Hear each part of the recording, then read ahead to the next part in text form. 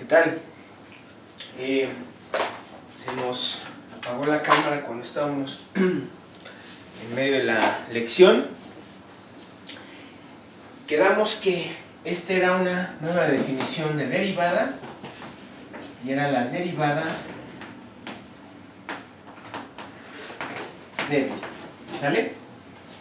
La derivada débil, ¿ok? Les estaba diciendo que, a diferencia del concepto de derivada que ustedes conocen, este no es un concepto local. ¿Por qué se le dice local al concepto de derivada que conocen, la derivada de Frechet? ¿Okay? El límite de cocientes de Newton. Se le llama local porque necesitas evaluar en un punto para calcular el límite. Es la derivada en un punto y en sí una función es diferenciable si es diferenciable en cada punto. Acá no. Aquí no es puntual la definición. Para hablar, uno habla derivada en sentido global. Uno jamás define derivada puntual antes de definir diferenciación en todos lados. Requieres conocimiento, vean, requieres conocimiento de estas integrales en todo el intervalo. Otra vez, es un concepto global. Ajá. Bien.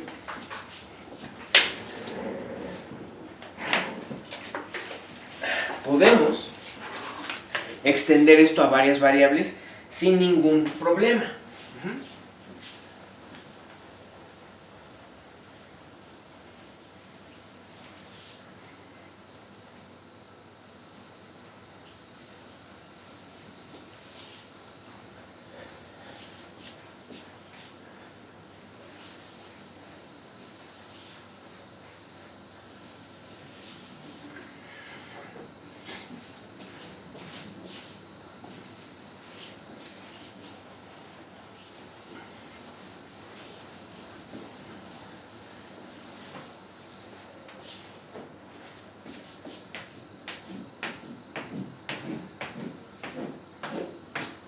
Si ahora ustedes tuvieran F y G, L1 log, de hecho vamos a empezar de esta manera. Primero vamos a asumir que F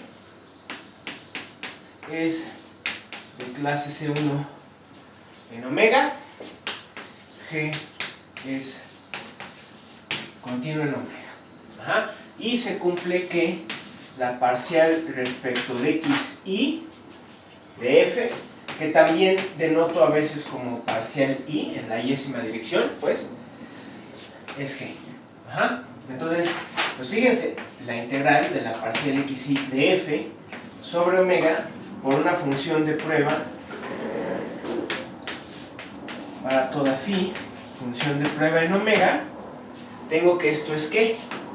Mucho ojo. Deben saber integrar por partes en varias variables. Sí hay integración por partes en varias variables. Son las fórmulas de Green. Ajá. En este caso, las fórmulas de Green siempre tienen términos de frontera. Aquí no hay. Aquí no hay porque las fronteras no pelan en esta integración porque la función de prueba vale 0 en la frontera de omega. Cuando uno aplica usualmente las fórmulas de Green, son varias, no son dos, por si están pensando en dos, no, son varias. Tienen que checar la fórmula de integración de Green para el caso cuando una función vale 0 en la frontera, que es este caso. Cuando ese es el caso, no se le pide nada a omega. Si ustedes quieren aplicar fórmula de Green, así como lo dicen los libros de cálculo, tal cual, omega tiene que ser abierto, acotado y de frontera C1. Aquí yo no pido eso. Omega es nada más abierto, pero eso es gracias, puedo eliminar la hipótesis de que sea C1 gracias a que estoy pidiéndole a la frontera, estoy pidiéndole a la función que valga 0 en la frontera.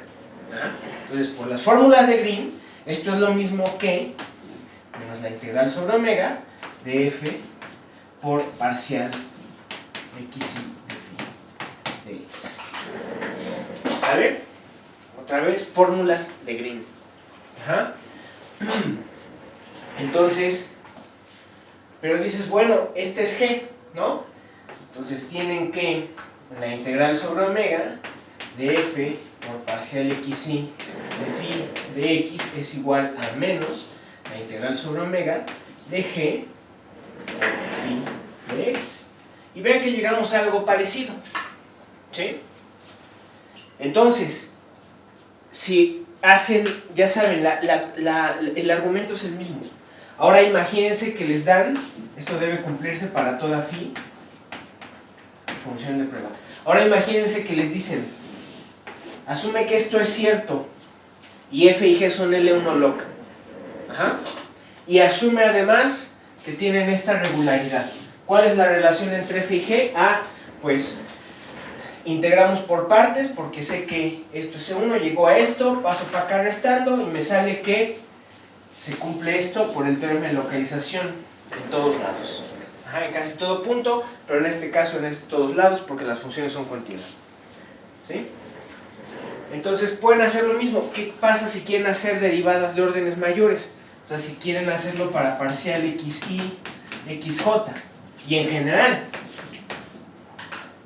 Pues lo único que hay que hacer para encontrar la definición de derivada débil es integrar por partes tantas veces como lo indique la derivada.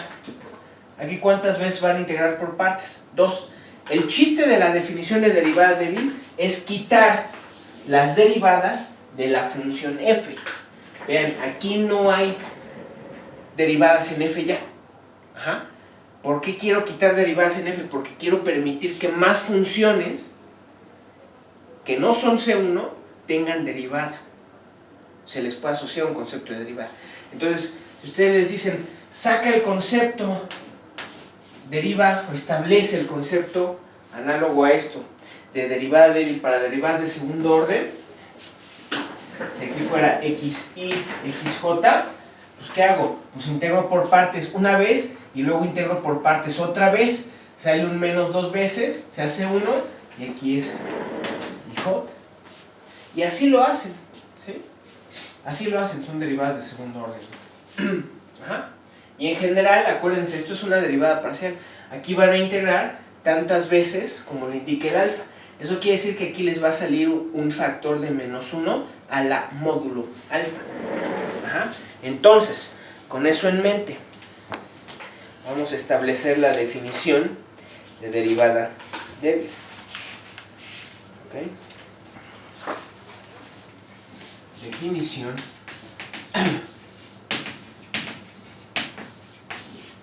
tres. Supongamos que U y B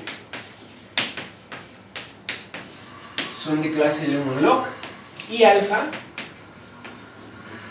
es un multiíndice. ¿Ok? Decimos que U es la alfa derivada débil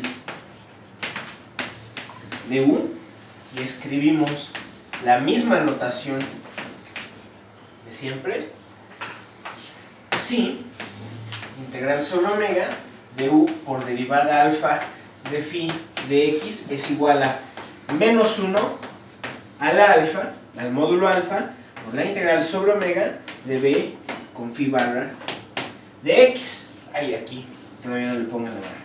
Ajá. Y esto debe ocurrir para toda phi función de prueba en omega. ¿Sale? Entonces, esta es la definición. Acuérdense que les estuve diciendo, piensen en casos reales por el momento. Para el caso complejo, nada más le ponen aquí conjugado. Si le ponen el conjugado, ahora esto se asemeja al producto interno. Es exactamente producto interno en L2 de U con esto. Producto interno en L2 de U con esto. De B con eso. Mucho ojo, se asemejan. ¿Por qué no es producto interno? Tampoco es producto interno porque U no tiene que estar en L2 y B no tiene que estar en L2. Nada más les estoy pidiendo que sea en L1 log. Pero, pues vamos. Si pones esto, pues dices, ya lo único que me falta para que esto sea producto interno es que U y B estén en L2. ¿No?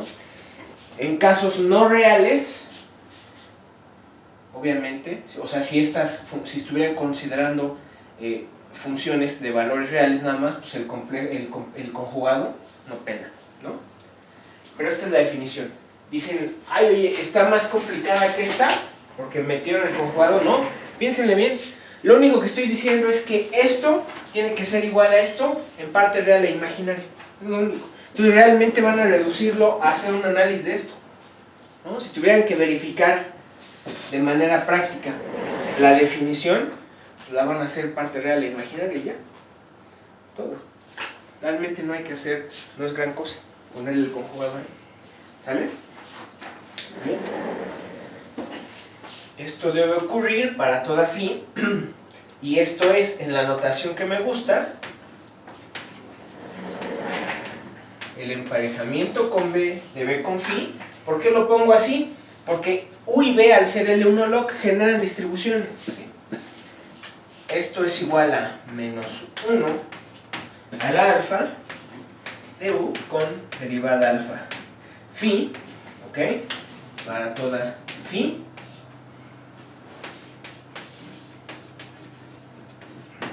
Función de prueba. Ajá. Esta es la manera en que de hecho funcionan las operaciones con distribuciones. Como las distribuciones, ejemplos tenemos las funciones L1 log, no tienen tanta regularidad como las funciones E1. Si ustedes quisieran definir alguna operación para distribuciones que requiera regularidad en el sentido usual, o sea, si quisieran definir regla de la cadena, le van a pasar la operación a las funciones de prueba. Eso es lo que estoy haciendo aquí. Vean, B es la derivada. Esto es lo que estoy llamando derivada. Entonces, ¿qué estoy haciendo? Estoy pasándole las derivadas a phi. Ajá. Las derivadas que de otra manera estarían en U, se las estoy pasando a phi, gracias a la integración por partes que motivó esta definición. Ajá. De la misma manera que le hicimos, si U y B, si U fuera C módulo alfa, de clase, o sea, continua, con hasta el módulo alfa de derivadas continuas, si esto fuera y B fuera continua, pues esto se reduce a la definición de derivada que ya conocen. ¿Cómo lo prueban? Igualito a como le hice. Ajá. Integrando por partes, teorema de localización. Pero el chiste es que aquí no tenemos tanta regularidad para U y B. ¿Sí? Es regularidad muy leve. ¿Va? Ahora, la derivada débil es única. Módulo conjuntos de medida cero.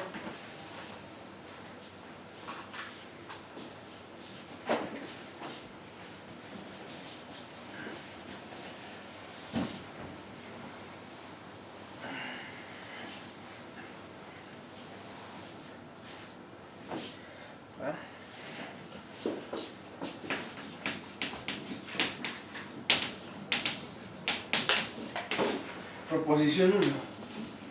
La derivada débil es única, salvo un conjunto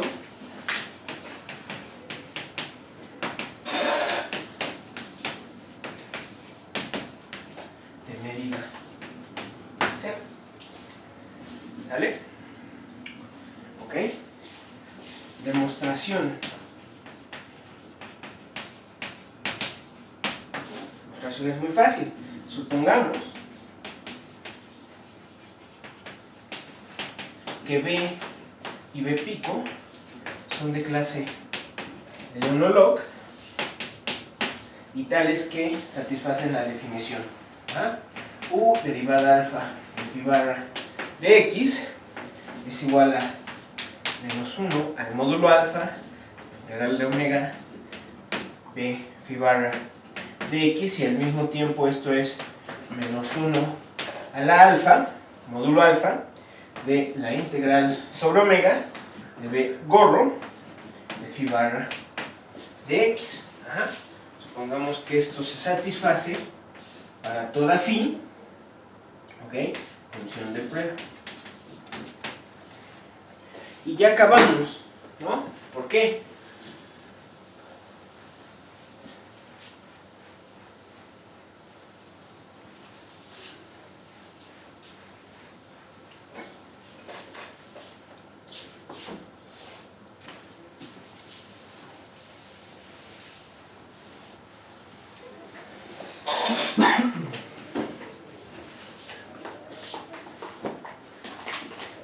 porque esto implica que entonces la integral sobre omega de b menos b gorro es igual a 0 para toda phi, función de prueba. Entonces, por teorema de localización,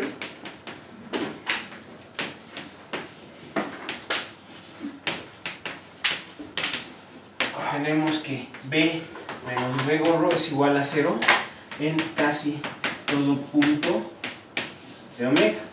Eso es gracias a que b y b gorro son L1 log y por lo tanto su resta es L1 log. ¿Sale? Entonces, ¿qué les está diciendo esto? Que realmente sí es única, ¿no? Porque puedes decir, bueno, es que difieren conjuntos de medida cero, hay distintas derivadas débiles, pero todas son módulos, o sea, no vas a encontrar una gran diferencia entre ellas. O sea, digamos, si ustedes dijeran, aquí está la gráfica de esta función que es la derivada débil y aquí está la gráfica de la otra y la empalman, dices, caray, pues son prácticamente la misma función, ¿sí? Difieren en conjuntos de medida cero, ¿va?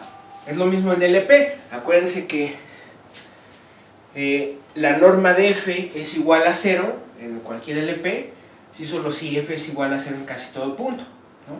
Entonces, para que LP sea un espacio normado, necesitamos asegurar que hay unicidad de las f que le pegan al 0 en norma, ¿no? Y para eso introducimos el concepto de clase de equivalencia en LP, que f está relacionada con g, si solo si difieren en un conjunto de medida cero.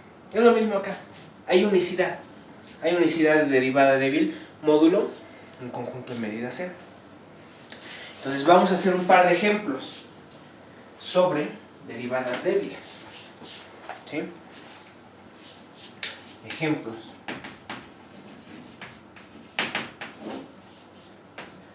Nos fijamos en estos ejemplos en casos reales.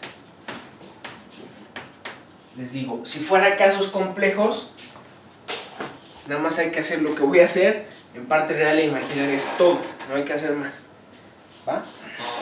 Y la verdad es que el caso complejo usualmente es más como teórico, ¿ok? Por lo mismo que dices, bueno, lo importante es analizar parte real e imaginaria que otra cosa, ¿sale? ¿Ok? Entonces, vamos a fijar en casos reales, es decir, esta definición le vamos a quitar esto porque son reales, U y B son reales, etc. ¿Va? Entonces, ejemplo 1. Si a n igual a 1, omega va a ser el intervalo 0,2 y U de x va a ser la función x con x mayor a 0, menor o igual a 1 y 1 con x mayor o igual a 1 y menor estricto a 2. ¿Va? Vamos a sacar la derivada débil de 1. Ahora, en sí no vamos a sacarla.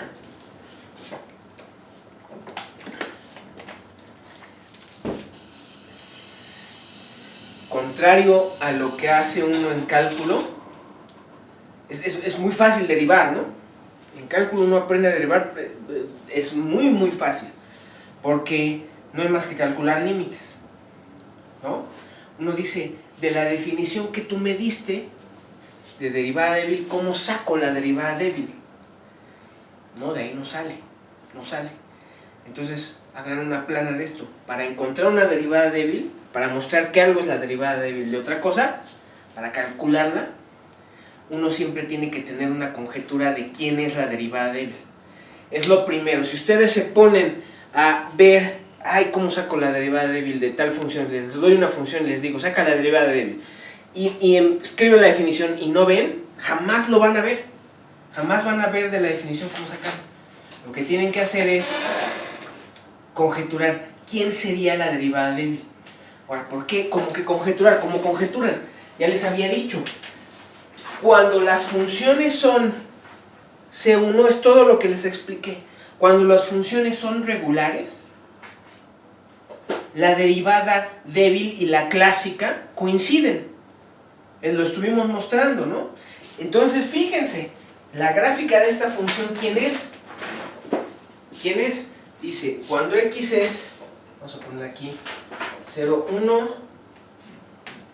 2, esto es 1, 2, este es el eje x, ajá, y me dice, entre 0 y 1, ¿ok? 0 abierto, entre 0 y 1, la función es x, ¿va? La identidad. Y luego, entre 1 y 2, la función vale 1, ¿ok? Entonces, si la ven así, dices, bueno, esta función no tiene derivada en sí, no es diferenciable en este punto. No es diferenciable porque no es diferenciable en un punto, ¿no?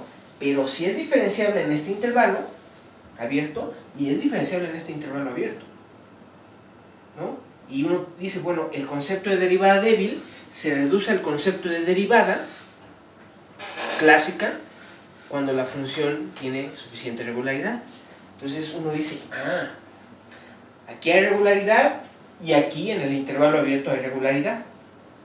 No vamos a definir la derivada en estos puntos, la derivada débil, ¿no?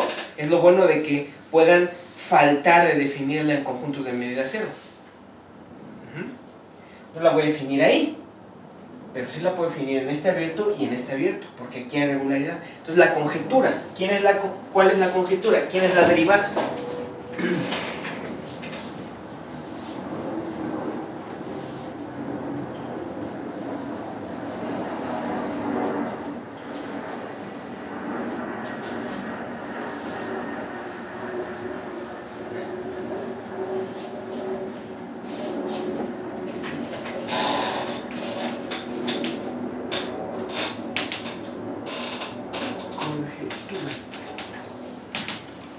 La derivada débil, ¿quién va a ser?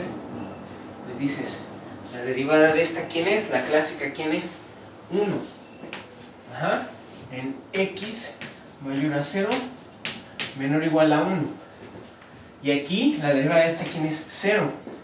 Para x mayor a 1, ¿ok? Y menor a 2. Uno podría decir, oye, ¿por qué no le pones aquí, le quitas este? ¿O por qué no lo defines acá y aquí lo quitas? Todas son la misma función porque difieren a lo más en conjuntos de medida cero. ¿Sale? Entonces mi conjetura es que esta función es la derivada débil.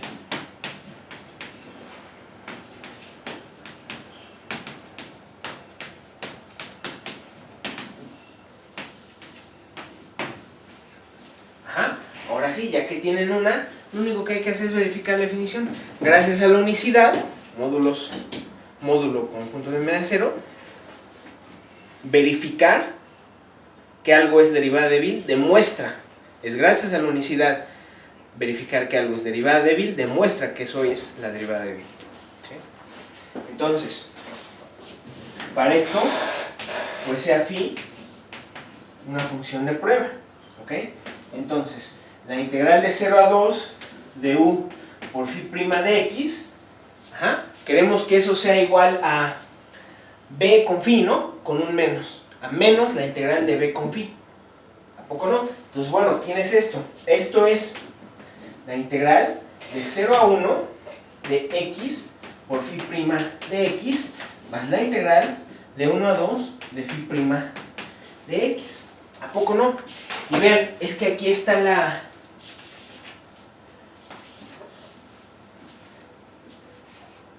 el concepto, lo que les había dicho, el concepto de globalidad, de que esto es una definición global, de derivada y no local. Como a la integral no le interesan los conjuntos de medida cero, realmente integrar entre 0 y 1 es lo mismo que integrar entre 0 y 1, y lo mismo acá. Como no le interesan los conjuntos de medida cero, entonces, aunque la función u no es C1, no tiene regularidad para que calculemos su derivada de Frechet en todos lados, cuando yo integro esto de 0 a 1, aquí esta función sí es C1. Y de aquí a acá, esta función es C1. ¿Qué puedo hacer en cada uno? Aquí, por ejemplo, puedo integrar por partes. ¿A poco no? ¿Sale? Aquí, de hecho, esto ya está hecho para que apliques teorema fundamental del cálculo, ¿no? Ese es el chiste, ¿ok? Por eso es que es una definición global, porque a la hora de que integras, a la hora que estás verificando, como es el caso aquí, los conjuntos de media cero no te importan. Sí, son conjuntos de media cero. Ahí puede fallar la regularidad. Ajá. Por eso es que asocias un concepto más general de derivada. ¿Ah? Podría fallar en conjuntos de medida cero y por lo tanto, según el cálculo diferencial e integral, no sería diferenciable. Pero aquí sí lo es. Aquí no nos interesan los conjuntos de medida cero. ¿Sí? Entonces esto es igual a que integramos por partes esto. Esto es x con phi en 0 a 1 menos la integral de 0 a 1, derivada de esto que es 1, por phi de x, más teorema fundamental del cálculo, phi en 2 menos phi en 1. Acuérdense que las phi, esas son c infinito, ¿no? Entonces, ¿esto qué es? Fíjense, x en 1, x, hay que evaluar x phi en 1, ¿no? En x igual a 1, ¿sale? Entonces me queda que esto es phi en 1. También hay que evaluarla en 0, pero en 0, no nada más la x vale 0, acuérdense que esta también vale 0, ¿sí? Me queda phi en 1, con este se me va a ir, y luego phi en 2, ¿cuánto vale? Phi en 2, ¿cuánto vale? Phi en 2 vale 0, porque esto es una función de prueba. Entonces esto es nada más menos la integral de 0 a 1 de phi de x. ¿Sale? Ahí está. Y ya acabamos.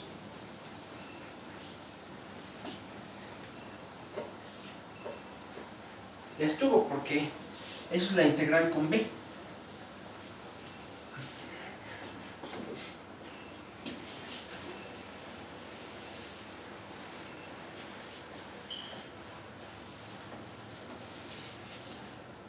¿No? Fíjense, esto es menos la integral de 0 a 2 de b por phi de x. ¿No? Porque entre 0 y 1 vale 1, pero entre 1 y 2 vale 0. Ahí está. ¿Ok? Y eso es para toda phi. Entonces efectivamente esto es la derivada de... ¿Sale? Otro ejemplo.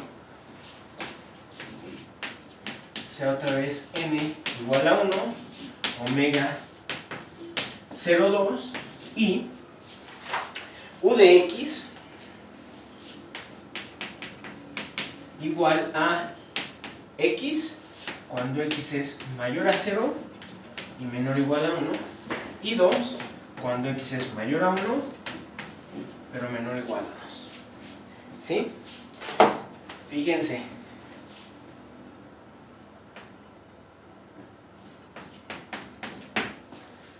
Hay que hacer alguna conjetura. Por eso en el curso, cuando doy parciales 2, siempre doy teoría de distribuciones antes. Si supieran un poco de teoría de distribuciones, ya sabrían que esto no tiene derivada débil. Están haciendo su conjetura, pero su conjetura va a fallar por demostrar que U no tiene derivada débil. ¿Por qué? Miren, ¿quién sería nuestra conjetura? Vamos a graficar primero la función U. Ajá. La función U se grafica como, otra vez estamos, 2, 1, 2. Entonces entre 0 y 1, la función es la identidad. Y luego entre 1 y 2, la función vale 2. Aquí es abierto. ¿No? Entonces, caray. Entonces, uno podría decir, carajo, Felipe, nos acabas de decir que pues se reduce la definición de derivada en estos intervalos a derivada clásica, ¿no? Entonces, ¿qué pasa ahorita? ¿Cómo es que esto no tiene derivada débil? Sí, se reduce, pero resulta que cuando una función tiene saltos, como es este el caso, no hay derivada débil, porque la derivada es distribucional. Déjenme hacer un pequeño paréntesis antes de explicarles por qué. Déjenme hablarles de la definición de derivada distribucional, no débil.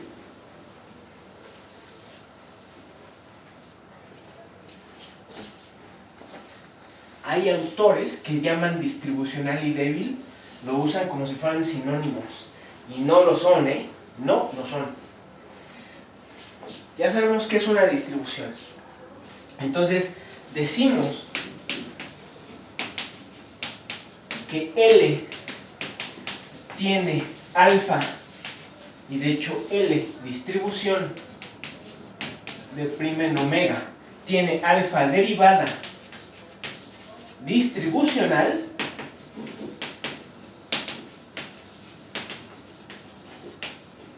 si ocurre que la derivada alfa de phi es menos 1 al alfa de L, derivada alfa de phi. Ajá. Derivada alfa derivada y digamos la distribución lambda, ¿no? Entonces esto es lambda. ¿Sí? ¿Ok? ¿Qué tiene cuenta ser derivada? Me van a decir ahorita, carajo, ¿no es la misma definición que pusiste de débil? Es la misma, la definición de solución débil viene de acá. ¿Cuál es la diferencia? Que no todas las distribuciones son L1 log. Lo mostramos con la delta de Dirac. No todas las distribuciones son L1 log. Entonces, estos emparejamientos no son integrales. Ajá, acuérdense que mostramos que la delta de Dirac no tiene emparejamiento integral, no se puede escribir así. Entonces, estos emparejamientos, esta forma en que se evalúan las distribuciones de alfa L y L, no son integrales. Cuando yo defino derivada débil, por lo tanto, estoy diciendo la derivada débil es la derivada distribucional cuando ambos emparejamientos son integrales, se reducen a funciones L1 log. La derivada débil es un caso particular de la distribucional. ¿Sí? Resulta que los saltos, cuando una función, aunque estas son